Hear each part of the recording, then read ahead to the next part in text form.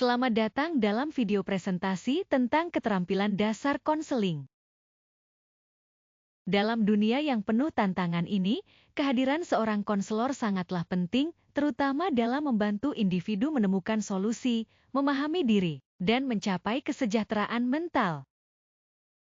Namun, menjadi konselor yang efektif tidak cukup hanya dengan niat baik, diperlukan keterampilan khusus yang mendasari setiap interaksi konseling.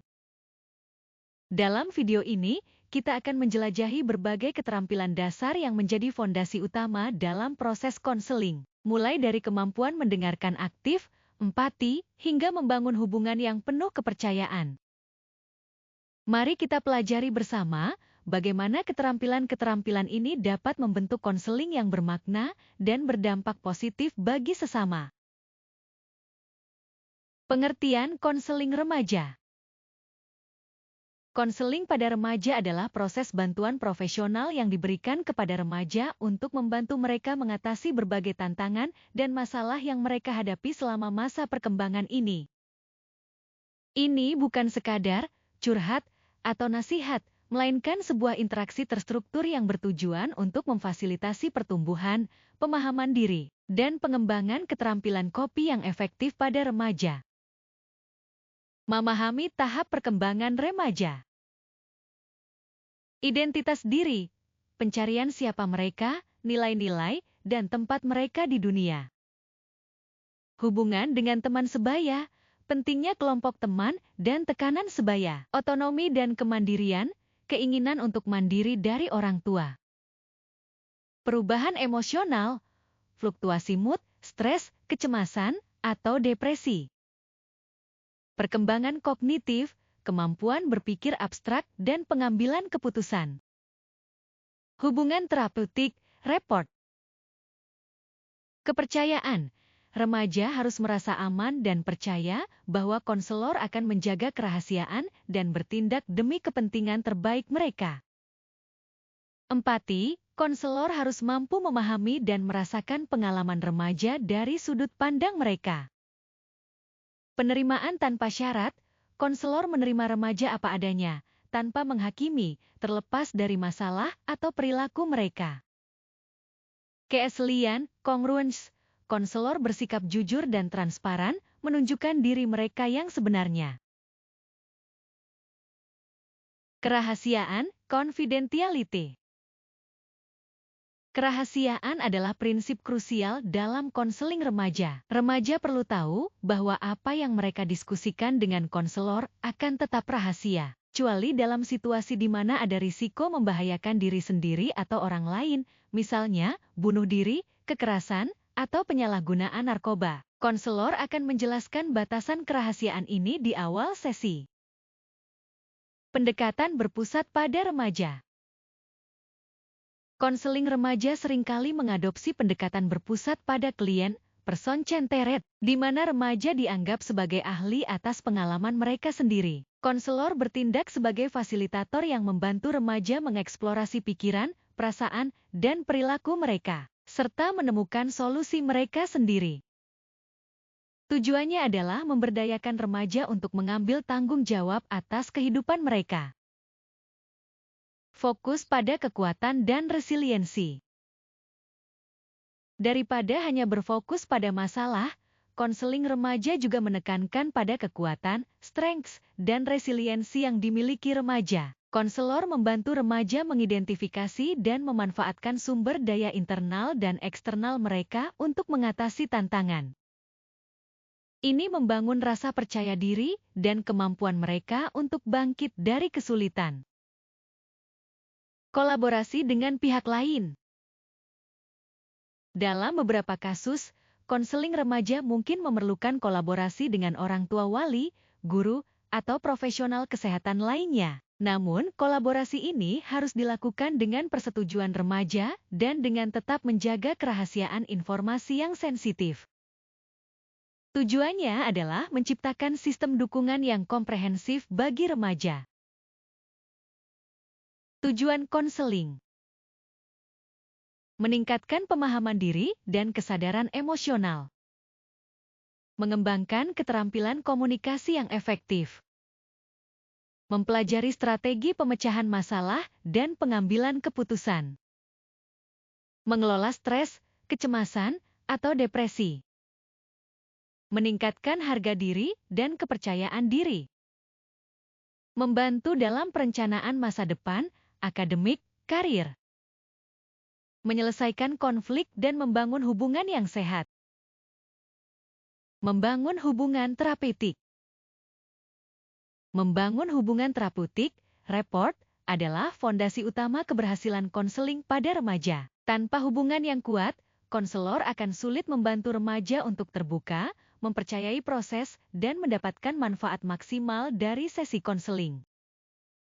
Membangun hubungan terapeutik, report, adalah fondasi utama keberhasilan konseling pada remaja. Tanpa hubungan yang kuat, konselor akan sulit membantu remaja untuk terbuka, mempercayai proses, dan mendapatkan manfaat maksimal dari sesi konseling. Ciptakan lingkungan yang aman dan nyaman. Ruangan yang ramah remaja. Pastikan ruang konseling tidak terlalu formal atau kaku. Bisa jadi ada dekorasi yang menenangkan, pencahayaan yang lembut, atau tempat duduk yang nyaman. Sikap terbuka dan non-menghakimi. Ekspresikan penerimaan tanpa syarat. Hindari ekspresi wajah yang menghakimi, intonasi suara yang mengintimidasi, atau bahasa tubuh yang tertutup. Remaja sangat peka terhadap sinyal-sinyal ini. Jelaskan kerahasiaan di awal sesi. Jelaskan batasan kerahasiaan dengan jelas dan transparan. Remaja perlu tahu apa yang akan dirahasiakan dan dalam kondisi apa informasi mungkin perlu diungkap, misalnya risiko membahayakan diri sendiri atau orang lain. Ini membangun fondasi kepercayaan.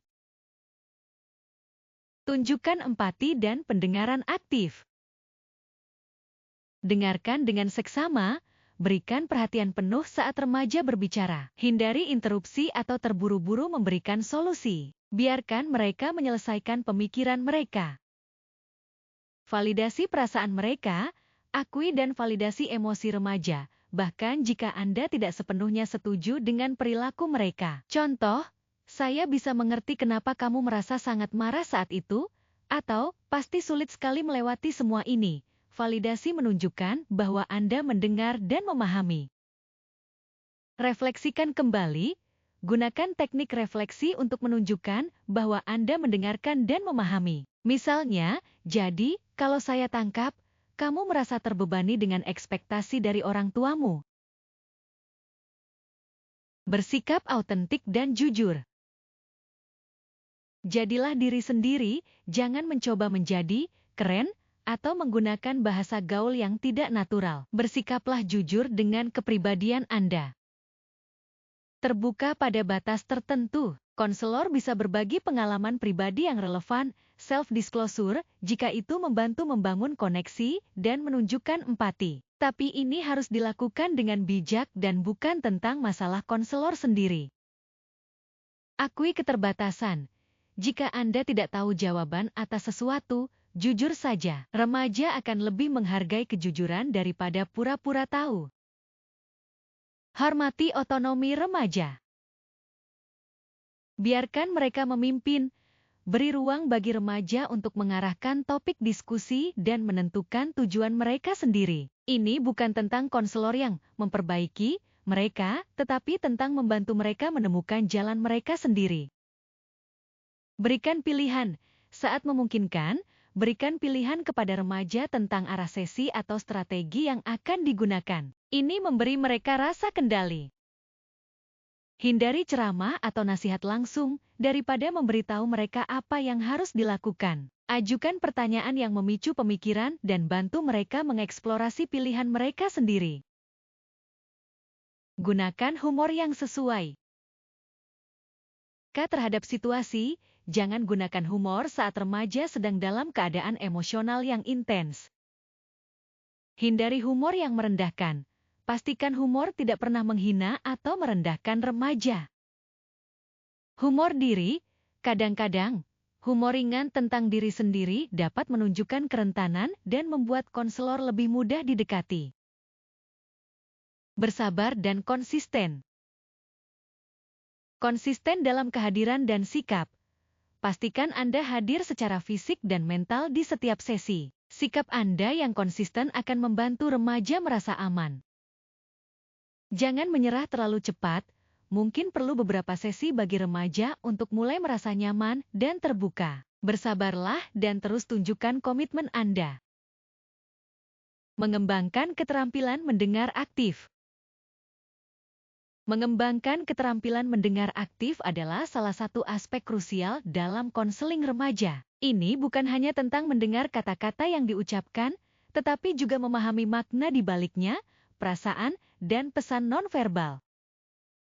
Dengan melatih konselor dalam mendengarkan aktif, kita dapat membantu remaja merasa dipahami, divalidasi, dan pada akhirnya lebih terbuka. Keterampilan ini juga menjadi model bagi remaja tentang cara berkomunikasi yang efektif dalam hubungan mereka sendiri. Perhatian penuh, attending behavior.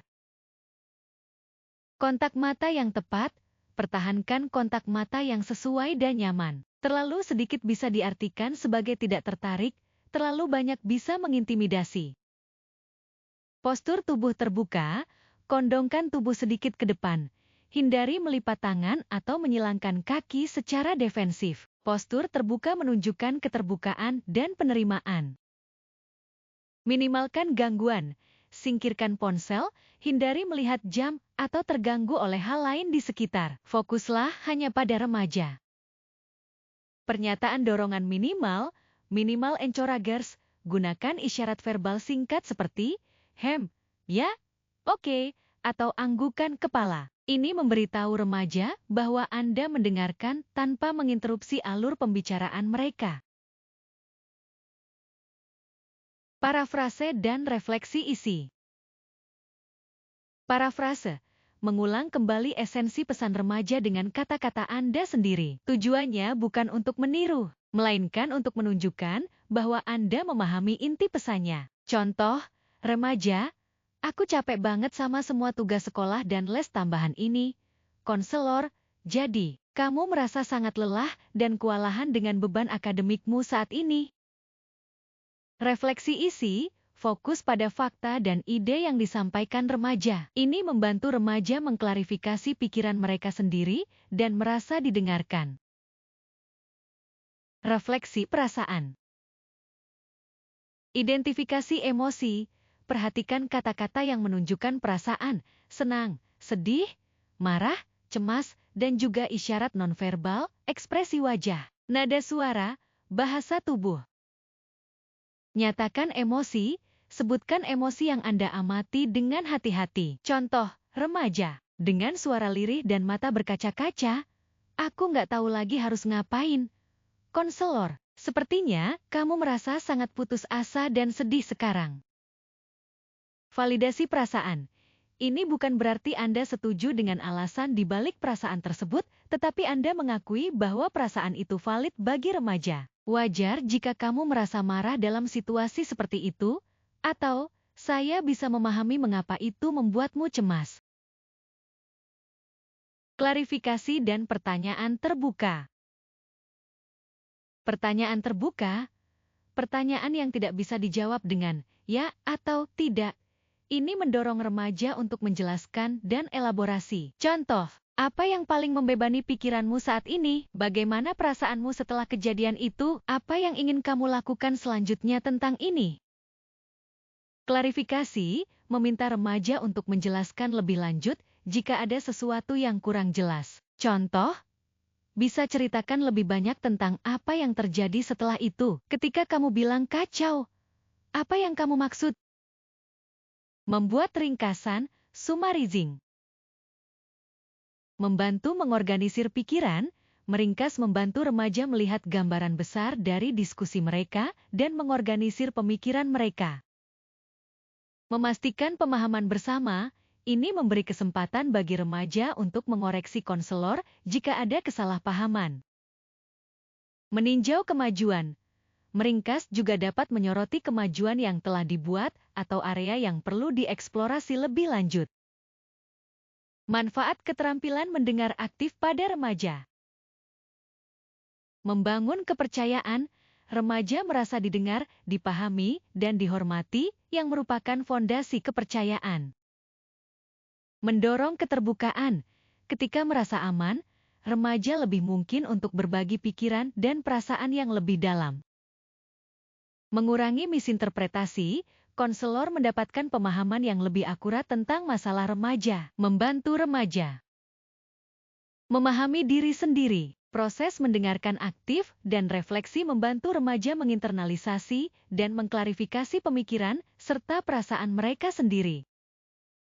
Memodelkan keterampilan komunikasi, konselor menjadi contoh bagaimana mendengarkan dan berkomunikasi secara efektif. Keterampilan yang bisa ditiru remaja dalam hubungan mereka. Demikianlah pembahasan kita tentang keterampilan dasar konseling. Dari mendengarkan secara aktif, menunjukkan empati, hingga menjaga kerahasiaan, semuanya merupakan fondasi penting dalam menciptakan hubungan yang suportif dan bermakna. Keterampilan ini tidak hanya berguna bagi konselor profesional, tetapi juga bagi siapa saja yang ingin menjadi pendengar yang lebih baik dan membantu orang lain dengan cara yang lebih bijaksana. Semoga materi ini bermanfaat dan dapat menjadi bekal awal dalam membangun komunikasi yang sehat, penuh empati, dan berorientasi pada solusi. Terima kasih atas perhatian Anda. Sampai jumpa di pembahasan berikutnya kedua.